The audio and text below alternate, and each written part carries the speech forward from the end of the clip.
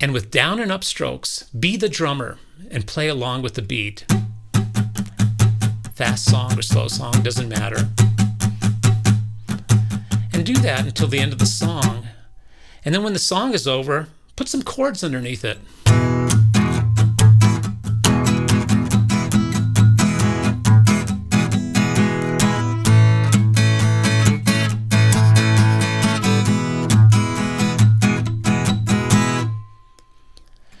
Notice that good strumming is not perfectly precise.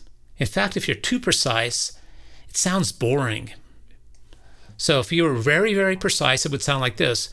1, 2, 3, 4, 1, 2, 3, 4, 1, 2, 3, 4, 1, 2, 3, 4, 1, 2, 3, 4. Boring. Instead, let your rhythm get off beat sometimes. Let it breathe. Let it just flow, come from within you. Some of the best strummers are people who don't allow that preciseness to affect them. Listen to the Rolling Stones and listen to how they strum. Very messy. Listen to some alternative bands and how they strum. They have a lot of breathing inside there.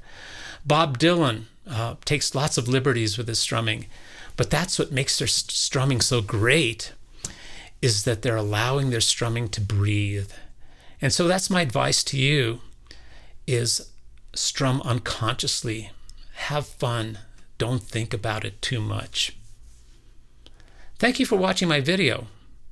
Try to remember to subscribe to my YouTube channel. And until next time, enjoy playing that guitar.